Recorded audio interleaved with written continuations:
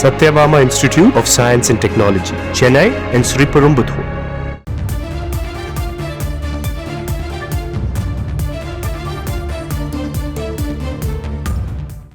மஸ்கட்டிலிருந்து டெல்லி சென்ற இண்டிகோ விமானத்திற்கு வெடிகுண்டு மிரட்டல் விடுக்கப்பட்டிருக்கிறது. அதனால் அவசரமாக நாக்பூர் விமான நிலையத்தில் தரையிறக்கம் செய்யப்பட்டிருக்கிறது.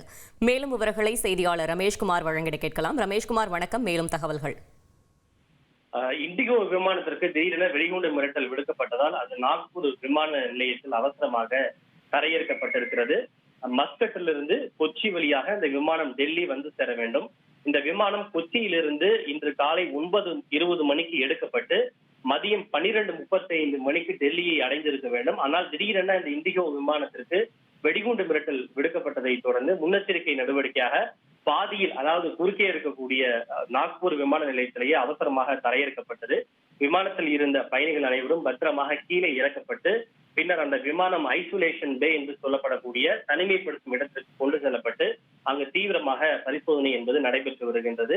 தற்போது வரை விமானத்தில் முழுவதுமாக மேற்கொள்ளப்பட்ட ஆய்வில் சந்தேகத்திற்கிடமாக எந்த விதமான பொருளும் அப்படி கண்டெடுக்கப்படவில்லை என்று அதிகாரிகள் தெரிவித்திருக்கின்றனர்.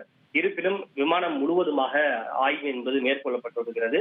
அதிகாரிகள் முழுமையாக எந்த பிரச்சனையும் இல்லை என்று மீண்டும் சர்டிபிகேட் வழங்கி கிளியரன்ஸ் கொடுக்கப்பட்ட பிறகு விமானம் அங்கிருந்து மீண்டும் புறப்படும் என தெரிகிறது. தகவல்களுக்கு நன்றி Rameshkumar. Satyabama Institute of Science and Technology, Chennai and Sriperumbudur.